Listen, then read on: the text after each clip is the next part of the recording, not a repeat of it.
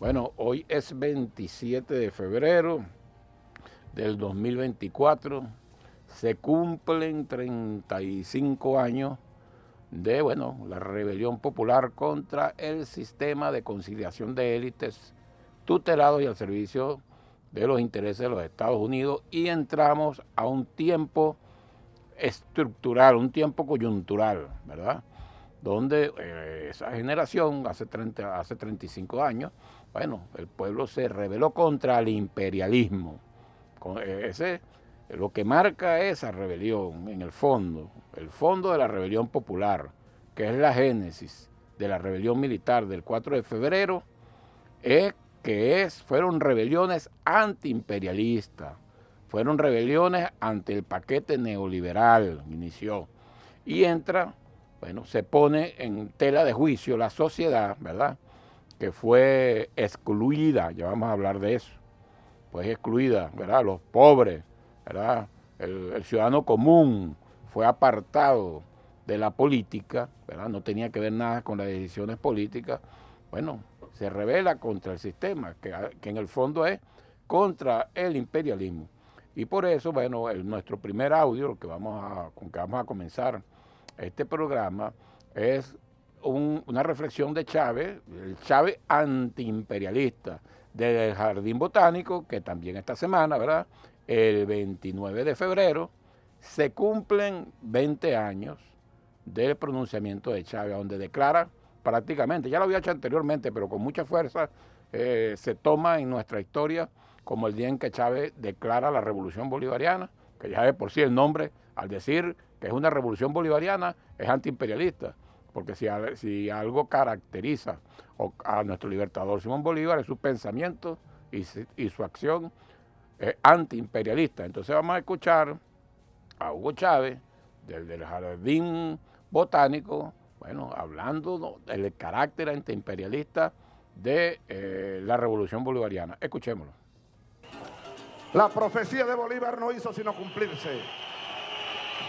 Los Estados Unidos de Norteamérica parecen destinados por la providencia para plagar la América de miserias a nombre de la libertad. Y todos los gobiernos que de una u otra manera se oponen al imperialismo comienzan a ser atacados, comienzan a ser satanizados, comienzan a ser atropellados. Ya han pasado casi 200 años de aquella alerta que hacía el gran líder, el gran visionario que fue Simón Bolívar. 200 años después, aquí estamos nosotros, concentrados en esta Caracas bolivariana, para seguirle diciendo no al intervencionismo norteamericano en nuestra tierra.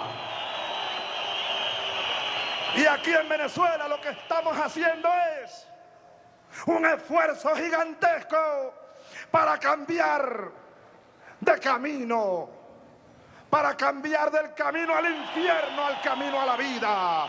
Yo les voy a decir algo. Bastante historia hay aquí.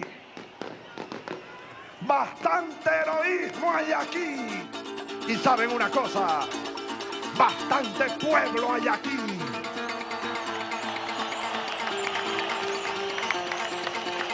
Y saben otra cosa, bastantes cojones hay aquí para defender esta tierra, para defender esta patria de cualquier intruso que pretenda venir a humillar la dignidad de esta tierra sagrada de la Venezuela, de todos nosotros. ¡Carajo! Bueno, ahí está la raíz, en esas palabras de Chávez, pues, la raíz de toda la revolución bolivariana, haber retomado las banderas mancilladas de nuestro libertador Simón Bolívar, ¿verdad?, por un sistema político de conciliación de élites tutelado y al servicio de los intereses de los Estados Unidos, conocido comúnmente, ¿verdad?, como el Pacto de Punto Fijo. ¿Cómo se da eso? Bueno, eso se da desde que en el principio del siglo pasado, es decir, en el propio 1901, se descubren grandes yacimientos de petróleo en el planeta y los grandes centros capitalistas deciden cambiar como primera fuente de energía el carbón, que era la que se usaba en la época, por petróleo. Y Venezuela tener las más grandes reservas de petróleo del planeta. Y empezaron las grandes potencias a ir por el control de ese petróleo del planeta. Y consiguieron siempre, pues, gente, ¿verdad? En el caso de Venezuela, Gómez pactó con los Estados Unidos, ¿verdad? En 1908, entregarle nuestro petróleo. Y bueno, los Estados Unidos se creyeron o se creen todavía, están documentos recientes. El propio Bush lo ha dicho en actos de campaña, que el petróleo de Venezuela le pertenece a los Estados Unidos. Lo ha dicho, pero claro, pues, esa es la política de los Estados Unidos. Y bueno, con esa rebelión popular de 1989 fue lo que disparó, volvió a concentrar las fuerzas militares de unos jóvenes militares que venían haciendo un análisis crítico de la situación histórica de ese siglo XX. Específicamente la pérdida de nuestra soberanía, la entrega de nuestra riqueza. Nosotros éramos un protectorado, los Estados Unidos prácticamente, un sistema político de conciliación de élite, tutelado y al servicio de los intereses de los Estados Unidos, que empezó a cambiarse, se cambió, dejó de ser, ¿no? ¿Verdad? Cuando Chávez llega a la presidencia de la República en 1999. Y ahorita, impulsado por los Estados Unidos, quiere volver ese sistema que no lo hemos terminado de cambiar. Eso es algo bien importante que debemos estudiar incluso con mayor profundidad. Es que lo que representamos, el cambio en Venezuela, es la revolución bolivariana, es la que representa el cambio.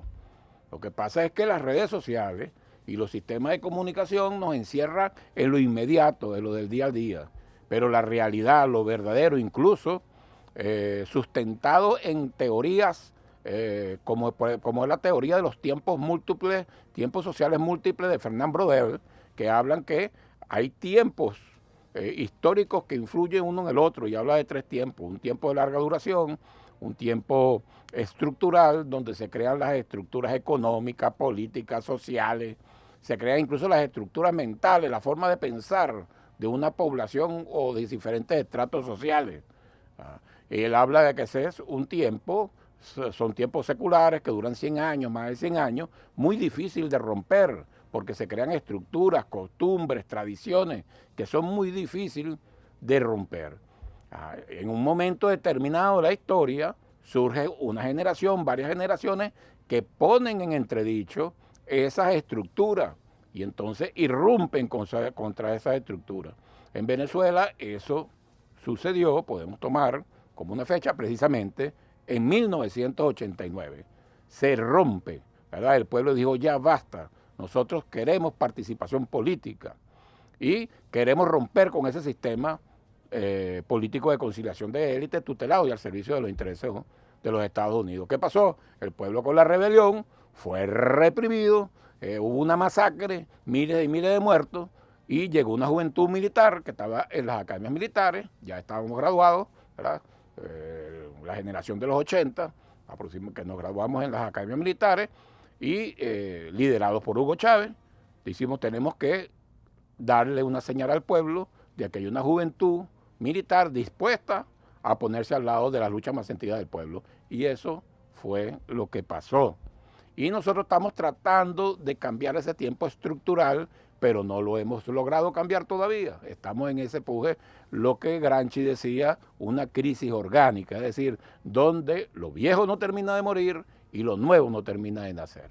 Y para eso, pues, el presidente Nicolás Maduro lanza las 7 transformaciones que quiere dar el salto, ¿verdad? Romper con ese tiempo estructural para hacer la nueva Venezuela próspera, soberana, independiente, que no dependamos de nadie, sino que con nuestro propio esfuerzo, con nuestro propio trabajo, ya habiendo superado lo que es el rentismo petrolero, ¿verdad? Que todo giraba alrededor del petróleo. El petróleo va a seguir siendo indudablemente una herramienta fundamental de progreso, y por eso es que nos atacan, porque es que los Estados Unidos se la quieren robar. Entonces es un sistema, rompimos con un sistema político de conciliación de élite, que tenía 3 características fundamentales, y que eso está basado también en una teoría, que es la teoría de la élite del poder, de Gaetano Mosca, de Pareto, ¿verdad? Que decían que hay 3 características por las cuales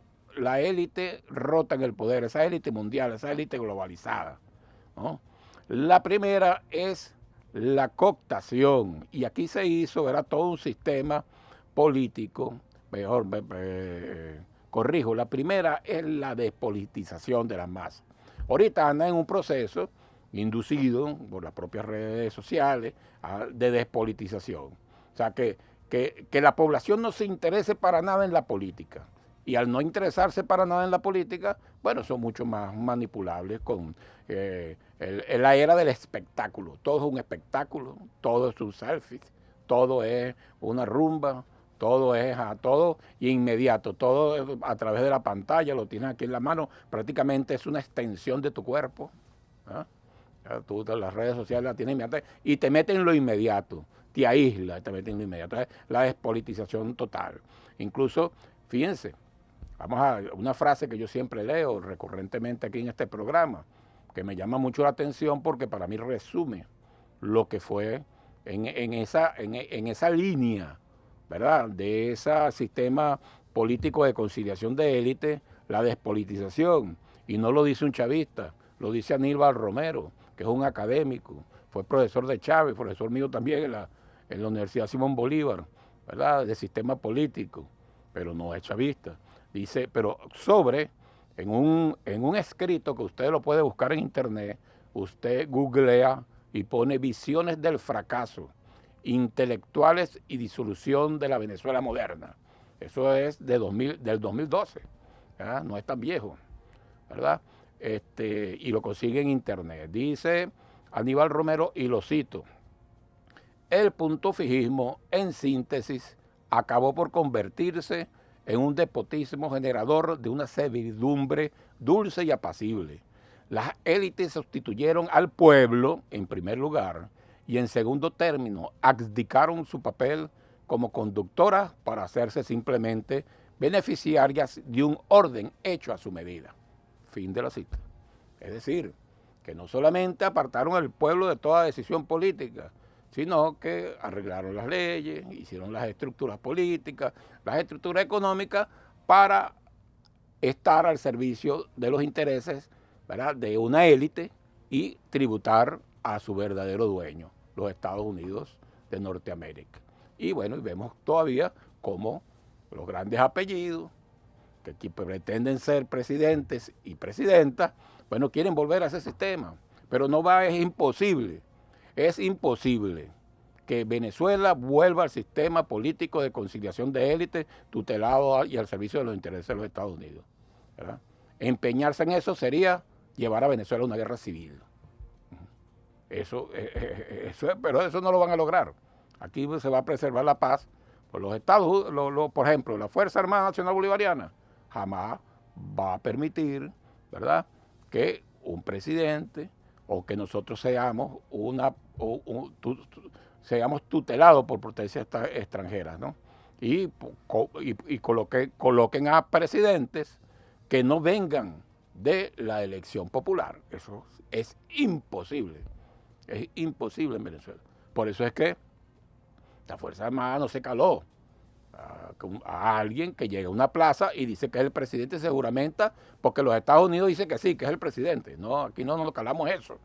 Eso es para otro país, pero para Venezuela no existe. Nosotros somos los hijos de Simón Bolívar, ¿verdad? Herederos de esas glorias.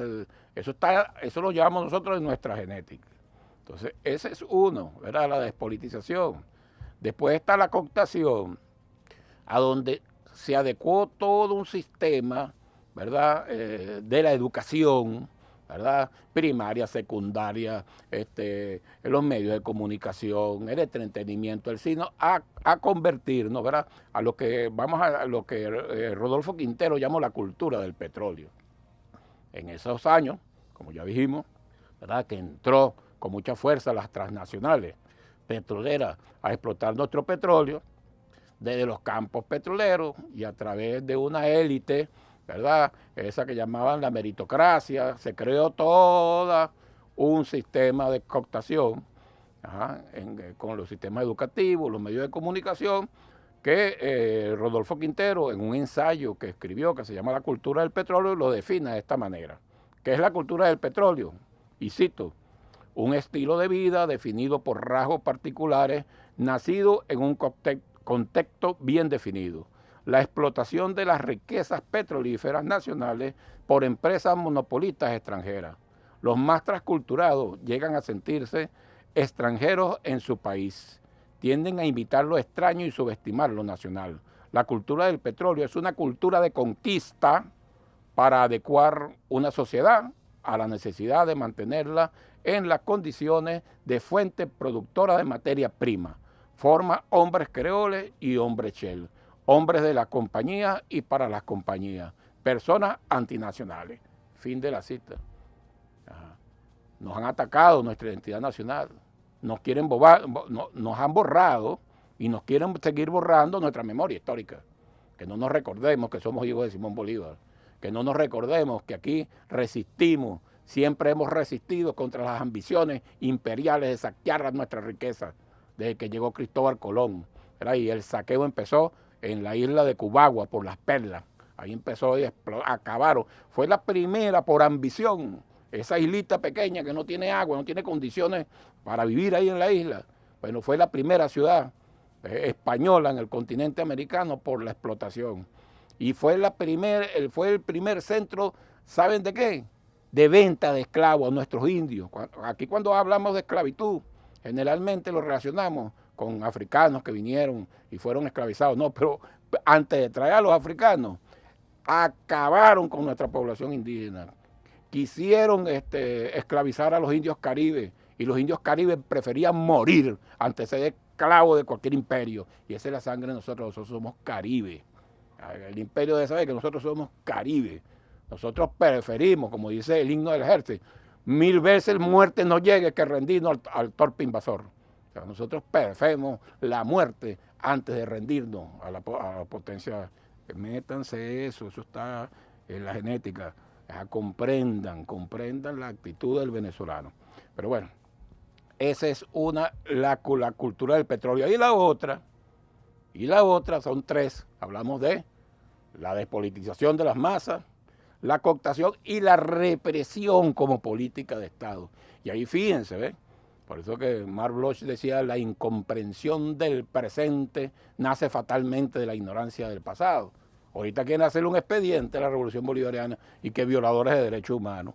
Cuando la verdad verdadera es, fíjense, estos son documentos, esto está en la Fiscalía General de la República, se basa en denuncias de la época, es decir, de las persecuciones en la Cuarta República, ¿verdad? De ese pacto de élite, de ese pacto de conciliación de élite tutelado y al servicio de los intereses de los Estados Unidos, ¿verdad? Que fue el pacto de punto fijo, y esto está con cero de identidad, está con lista, con nombre y apellido, y está ahorita en un documento reciente que debe estar en internet, que es de la Comisión por la Justicia y la Verdad, contra el silencio y el olvido, por la verdad y la justicia, un informe final, eso es de 2017, pero que recauda todas las denuncias que se hicieron en la Fiscalía.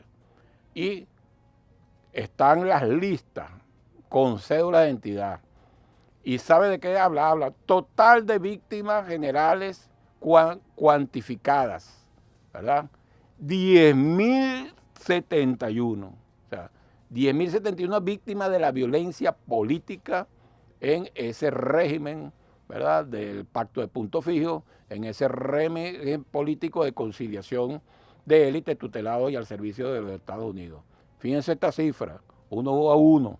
Son más, pero los denunciados, que hay pruebas, que hay expedientes abiertos, asesinados por motivos políticos, 1.412 asesinados por motivos políticos. Desaparición forzada, 459, de los cuales 400 no han aparecido todavía, los cadáveres, los huesos. Ah, no es eso que dice fulanita de tal está desaparecida y la tienen en el helicoide y está desaparecida con una orden de aprehensión número 26344 y la mamá la visitó ayer, pero está desaparecida. No, desaparecida es que nadie sabía dónde estaba y se lo había llevado un órgano de seguridad, ¿verdad? Del Estado disfrazado y lo mataban y no se sabía más nunca dónde estaba. Esa es la desaparición forzada, ¿no?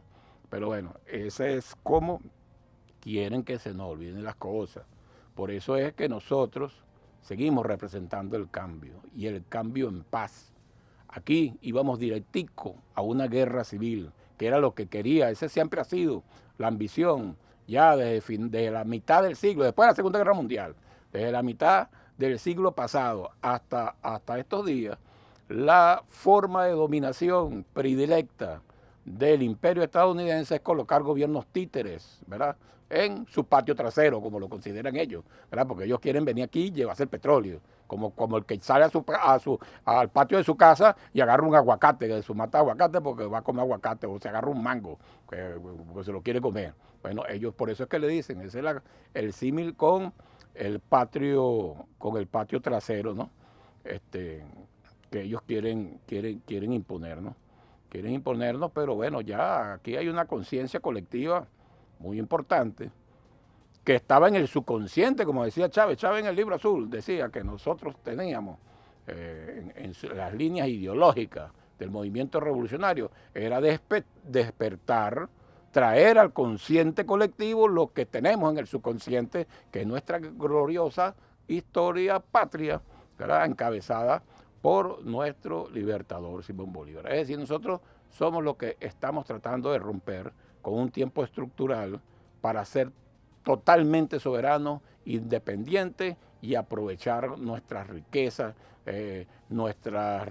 tanto humanas como materiales, para consolidar, ¿verdad?, y volver a rescatar el estado de bienestar social que logró en los años 2008, 2010 la Revolución Bolivariana, donde triplicamos el salario mínimo de América Latina, donde estaban las grandes misiones en apogeo, pero bueno, vino aquella guerra criminal de sanciones, de bloqueo, para, bueno, frenar ese, entre comillas, para los gringos, mal ejemplo de un sistema que trató de ser soberano, o trata de ser soberano, pero que las fuerzas imperiales con cómplices internos lo quieren impedir. Bueno, seguimos con el análisis de los sucesos del 27 de febrero de 1989, a 35 años ya de esos sucesos, donde sin duda alguna, bueno, Chávez lo llegó a catalogar como el hecho más notable histórico del siglo pasado, del siglo XX, ¿no? Sin duda alguna, si nos vamos al análisis, pues de acuerdo a los tiempos sociales múltiples de Fernán Braudel, esa teoría, pues, que viene de la Escuela de los Anales, sin duda alguna marca un tiempo que es el tiempo coyuntural, donde queremos romper con ese sistema político de conciliación de élites tutelado y al servicio de los Estados Unidos, que rompimos con él, pero entonces recibimos la agresión del jefe del sistema, que es los Estados Unidos y el imperio. Pero lo vamos a derrotar, Escuchemos entonces al presidente Maduro reflexionar, que también habíamos dicho que es precisamente el origen de la Revolución Bolivariana, está ahí, con esa marca que empieza la ruptura de ese tiempo estructural, ¿verdad?, de ese sistema político de conciliación de élite tutelado y al servicio de los intereses de los Estados Unidos. Escuchemos al presidente Maduro. Lo primero que tenemos que recordar hoy, 27 de febrero del año 2013, aquí en la misma Caracas, que fue el epicentro de inicio de esa gran rebelión del pueblo humilde contra el Fondo Monetario Internacional, es a la juventud de aquel año 1989, a la juventud hermosa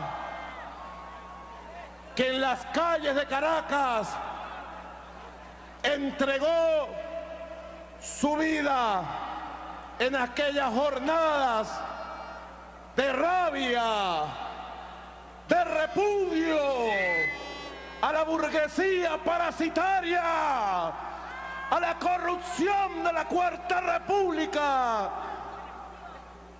que tanto daño y destrucción le trajo a nuestra patria. Todavía está fresca la huella de aquel 27 de febrero, lunes, martes 28 de febrero, miércoles 1 de marzo de 1989, donde un pueblo vivió horas históricas, un pueblo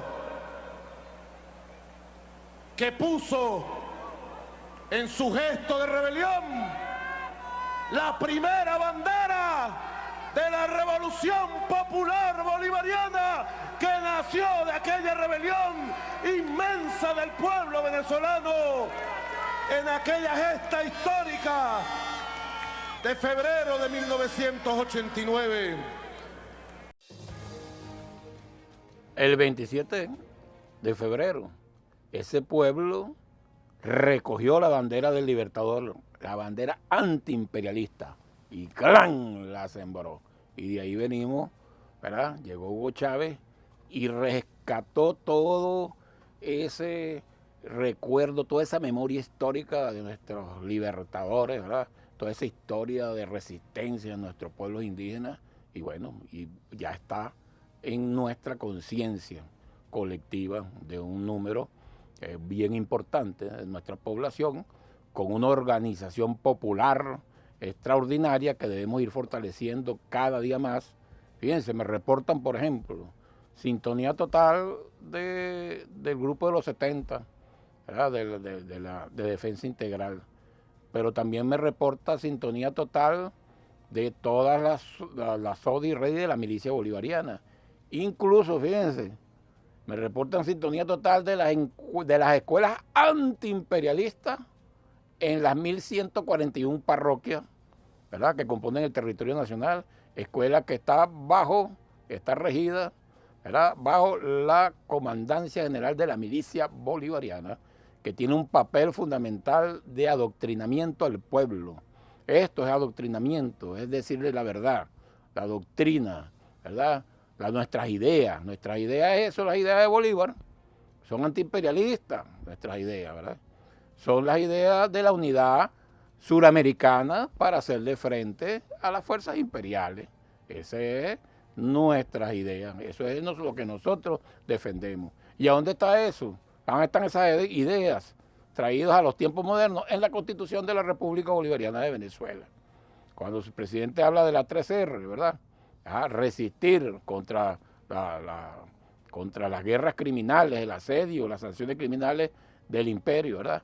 Renacer, cuando dice renacer, es renacer esos principios, renacer nuestros valores, renacer nuestra historia, renacer las ideas fundamentales en ese sistema conceptual que es la Constitución de la República Bolivariana de Venezuela, que gran parte de ello, la mayoría, un 80%, no se ha realizado, porque estamos generando los cambios. Y la tercera R es revolucionar, es decir, cambiar todo lo que se tenga que cambiar para materializar esos principios, ¿verdad?, que hemos renacido. Y ahorita hay una estrategia más acabada que sale de esas 3 R, que son las 7 transformaciones.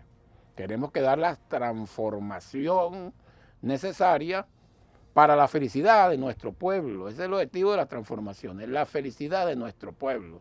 Que nuestro pueblo sea feliz, que recupere su estado de bienestar social, que sea feliz con su familia, ¿verdad?, que se siente cada día más orgulloso de ser venezolano, de ser venezolana. De eso se trata. Pero vamos a escuchar a Chávez hablar precisamente recalcar que ese ha sido, o el 27 de febrero fue el hecho político de mayor trascendencia del siglo XX. Escuchémoslo. Día de insurrección, día de jornada liberadora, grito de liberación de un pueblo, porque eso fue lo que ocurrió. Comenzó a ocurrir el 27 de febrero. Eso fue un día de rebelión popular. Eso fue el 27 de febrero. Rebelión popular. Es mentira que fue un pueblo, una turba inconsciente, mentira. Dentro de esa masa había una conciencia de lucha, de batalla. Yo estaba leyendo hace poco, refrescando la memoria para llegar a este día. Algunos trabajos, alguna recopilación de escritos de historiadores venezolanos, algunos de la academia, de un supuesto estatus y mucho conocimiento, diciendo que aquello fue un pillaje, que no había ningún plan, que el 27 de febrero no fue un hecho político. Vaya, cuán equivocados están. El 27 de febrero de 1989 fue, desde mi modesto punto de vista, el hecho político de mayor trascendencia a todo lo largo del siglo XX venezolano. Un pueblo que rompió las cadenas, abajo cadenas, gritaba el Señor, y el pobre en su rancho libertad pidió. Y el pobre en las calles, no solo en su choza, ni en su rancho, el pobre en las calles. La rebelión de los pobres, la lucha de clases, diría Carlos Marx, tal cual. Han querido falsificar el 27 de febrero. Por eso hay que reivindicarlo todos los días. Hay que reivindicar, hay que reflexionar, hay que estudiarlo en sus causas, en sus detalles, en el acontecer. Sin duda alguna, Chávez colocándolo en su justo término dentro de la historia. Es el hecho político de mayor trascendencia en el siglo XX. Es el hecho desencadenante. Y además de eso, no hay lucha sin conciencia. O sea, cuando el pueblo salió a las calles a luchar, es porque había una conciencia colectiva de la necesidad de luchar. Y quieren saber algo, aquellos que no quieren ver, está en la calle todavía. Ese pueblo está en la calle todavía, pero con una diferencia. Está en la calle apoyado por la Fuerza Armada Nacional Bolivariana, que es una pequeña diferencia porque en 1989 salió solo, ¿verdad? Y la Fuerza Armada no los apoyó. Después, en el 92, la Fuerza Armada salió a masacrarlo. Que esa es otra cosa. Yo estaba activo. Yo sé de la orden que dieron, no me lo contaron. A nosotros nos ordenaron disparar contra el pueblo. Nos ordenaron. Lo que pasa es que un grupo no lo hizo, pero otro grupo sí lo hizo, ¿verdad? Se suspendieron las garantías. Hubo una cantidad de muertos importante. Pero vamos a escuchar, porque el tiempo en la radio nos agobia, vamos a escuchar al presidente Nicolás Maduro hablar del doble rasero, ¿verdad? Porque hubo una masacre, se cuentan por miles los muertos, ¿verdad? Hubo una masacre, y el silencio.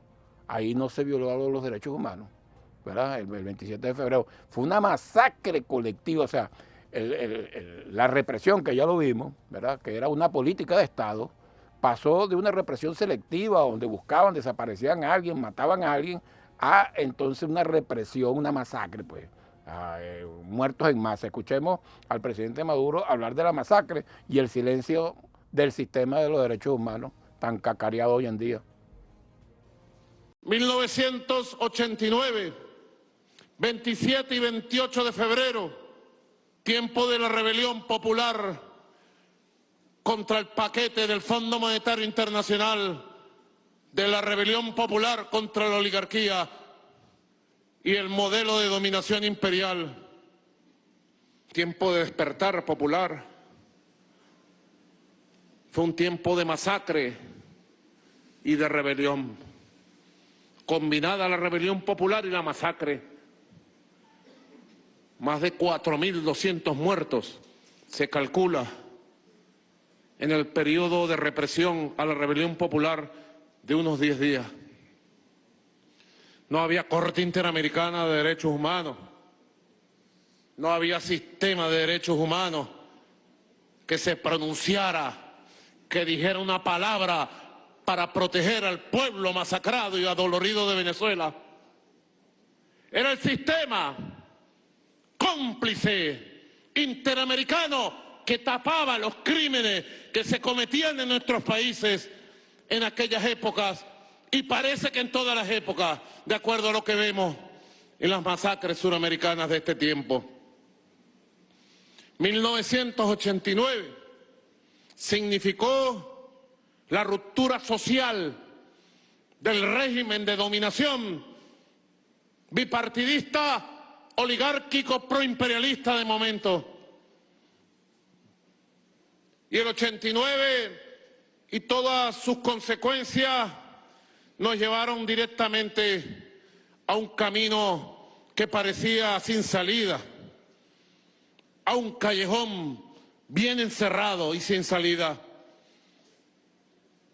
que provocó aquella rebelión, olorosa pólvora y esperanza, de 4 de febrero de 1992, que despertó de golpe a todo el pueblo de Venezuela y lo llenó de una esperanza propia, de un proyecto propio.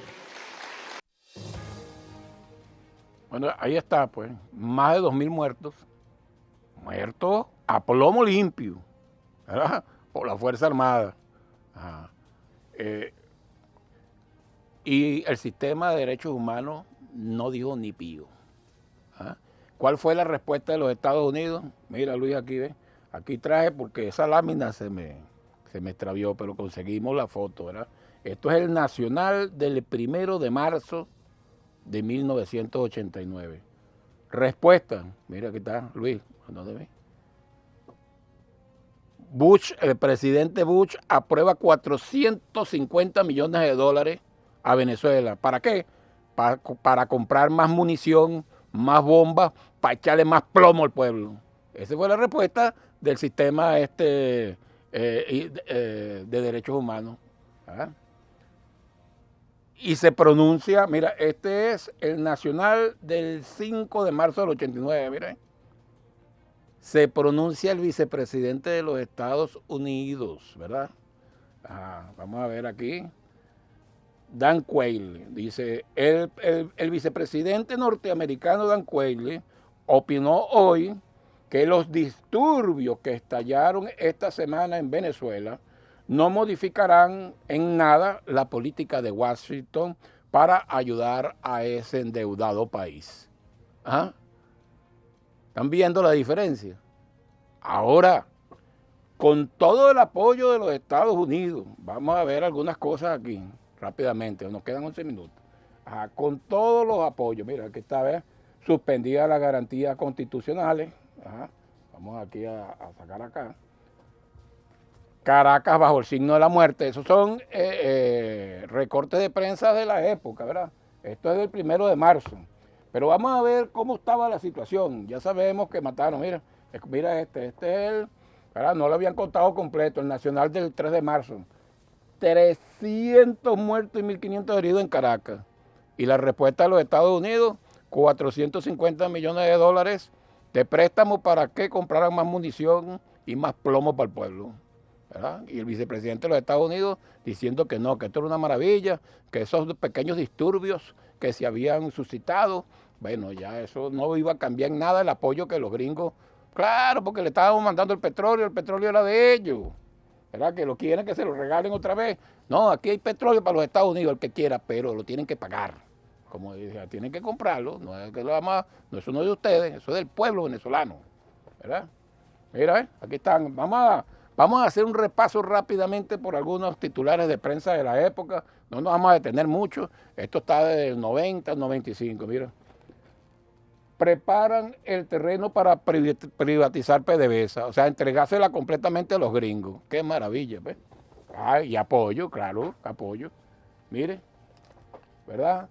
Tenemos que hacer de la salud un derecho rentable, o sea, van a cobrar la salud. Pero ¿quién está diciendo eso? Lo está diciendo el ministro de Salud, no lo está diciendo X, que se encontró en la calle. Aquí está otro, de la época. Son periódicos de la Agenda de la Salud elimina gratuidad en los hospitales. Imagínense ustedes si toda la salud hubiese sido privatizada con la pandemia. Imagínense tú en la pandemia. ¿Qué hubiese pasado aquí en el año 2020, la pandemia? Otro, ¿verdad? Nos quedan 9 minutos, estamos aquí contra el reloj. Mira, más del 20% de los menores de 15 tienen problemas de nutrición. Había desnutrición. Esa era la situación para aquellos que puedan estar pensando, por eso que Marc Bloch decía, Chávez lo citaba, la incomprensión del presente nace fatalmente de la ignorancia del pasado. Nos quieren meter en la inmediatez de las redes sociales para que no analicemos cómo era la cosa antes, ¿verdad? Mírame esto, ¿ves? 34% de los hogares son ranchos. La Misión Vivienda, creo que ya vamos por más de 4 millones de viviendas entregadas.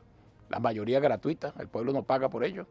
Eso, en la Cuarta República, eso no existe. La clase media está bien endeudada, ¿no?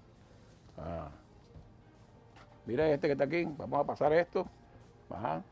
Estoy emocionando, nos está viendo el tiempo. 70% de los enfermos renales quedará sin diálisis porque iban a privatizar la educación. Mira esto, que lo dice por ahí, todavía habla por ahí, ¿verdad? Eduardo Fernández. La pobreza en Venezuela ha aumentado en 400%. La pobreza en Venezuela ha aumentado en 400%. Y vamos a ver, aquí está, otro, Esto es importante. Empresarios impulsan movimientos a favor de eliminar gratuidad en la educación superior. No, el que quería a la universidad que la pague. Esa es la agenda todavía. Esa es la agenda de lo que quieren volver. Y para terminar, ¿verdad? De repasar algunos periódicos, este es de febrero de 1999. Estaba recibiendo Chávez, ¿verdad? Chávez recibió el cargo de presidente el 2 de febrero de 1999. Aquí está. 86% de los venezolanos vive en situación de pobreza y 43% en pobreza crítica. Con todo el apoyo de los Estados Unidos. No había guerra económica, no había sanciones, ¿verdad? Y entonces, bueno, nadie hablaba mal de los periódicos, era una maravilla. Venezuela era el ejemplo de la democracia. Pero entonces, esa gente quiere volver engañando al pueblo. Y por eso es que María Corina ahora, la señora Machado, vamos a escucharla ahí, llama a las bases del PSUV, ¿verdad? Porque sí, que ella es chévere. Escuchémoslo. Y por otra parte, las bases o los cuadros de sus propias estructuras políticas del PSUV, etcétera, empiezan a migrar y mirar hacia acá. Y se me acercan a mí, a miembros de nuestra organización, a preguntarnos cómo sería el futuro en una transición para ellos. Y desde luego nuestra respuesta es brazos abiertos para todos los venezolanos de bien que queremos reconstruir nuestro país. ¿Cómo sería el futuro? ¿Sabe cómo sería el futuro de las bases del PSUV y de la base de la revolución y del poder popular? Nos lo dice Moncada en el siguiente audio. Escuchen, ese sería el futuro si esa señora llega a la presidencia. Escuchen. Un documento que es público, pero veo que tampoco no se ha trabajado mucho, que es la demanda en un tribunal de Florida de Jordan Goudreau contra el señor JJ Rendón, donde echa el cuento exacto, bajo juramento, demandando por $30 millones al señor JJ Rendón por incumplimiento de contrato, y cuenta cómo fue el contrato para asesinar al presidente Maduro, a la dirigencia nacional, pero entiéndase bien, a miles de dirigentes regionales y locales, porque ese contrato duraba 497 días y se iba a ocupar de la limpieza de todo tipo de oposición al nuevo gobierno por la vía de la fuerza. Era un asesinato en masa que se contrató y fue firmado por el señor Guaidó y sus adeláteres, sus secuaces. Eso es lo que ofrece la Machado, lo que ofrece un asesinato en masa al poder popular. No caigan a coba, no se caigan a coba. Porque esa burguesía es hipócrita. Siempre ha sido hipócrita. Siempre, toda la vida, ¿verdad? Fueron hipócritas con el Libertador. Esa burguesía que se puso al lado del Libertador, ¿verdad? En 1811, porque tenía para echar al imperio español, fue la misma que lo traicionó en 1830. Eso es verdad. Fíjense los apedillotes del Congreso de la época, y después vean, estamos hablando del Congreso de 1811, y después los grandes apellidos del Congreso de 1830, que eran los mismos, ¿verdad? Que querían entonces que fusilaran al Libertador. Hipócrita. Lo que querían era heredar lo que llamaba Gil Fortún la nobleza criolla. Eran los oligarcas de la época. Pero escuchemos a Chávez sobre la hipocresía de la burguesía. La burguesía dice, todos somos venezolanos, eso es cierto. Pero no dice, todos somos iguales. O todos debemos ser iguales. Precisamente porque la doctrina burguesa es la doctrina de la desigualdad. Es la doctrina y la praxis de la exclusión. Ahora la señora burguesía anda lanzándole carantoñas al pueblo chavista. Casi que la burguesía se está declarando chavista también, casi es lo que le falta, decir que son chavistas también. Ahora sí, ¿quién te va a creer, burguesía? Si te conocemos bien, burguesía.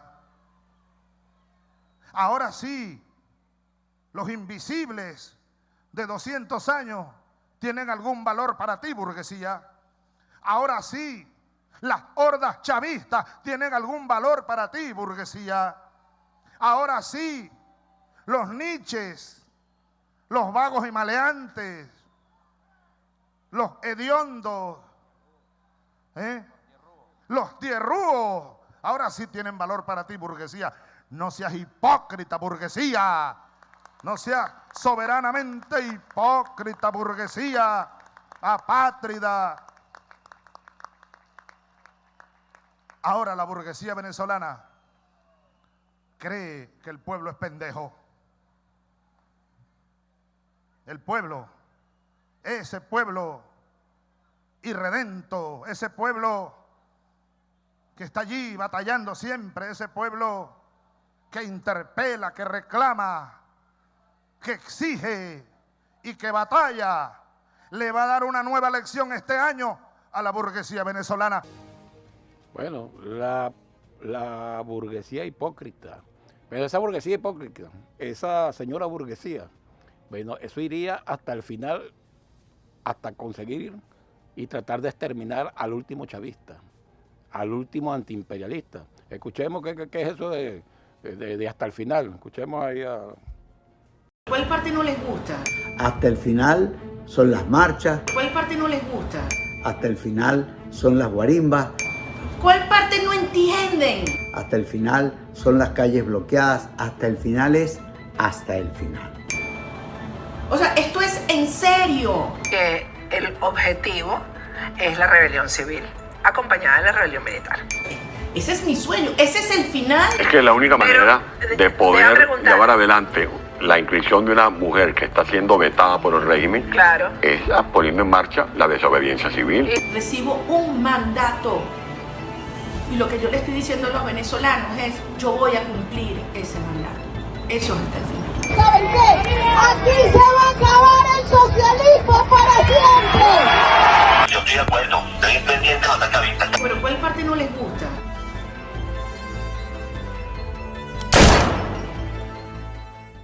guerra avisada, bueno, victoria segura de la revolución bolivariana. Ellos tienen su plan, y siempre ha sido así, es llevarnos a una guerra civil. ¿Para que invocar a estos cuerpos, ¿verdad? A estos de los derechos humanos que no vieron lo que pasó aquí en 1989, para una intervención humanitaria que no es otra cosa que abrir los canales de una invasión militar, ¿verdad? Y el apoyo, todo el apoyo logístico que eso implica. Bueno, con este análisis y con esta, sin duda alguna, con 35 años del hecho político de mayor trascendencia del siglo XX, bueno, despedimos este programa y hasta el próximo martes. Radio Nacional de Venezuela presentó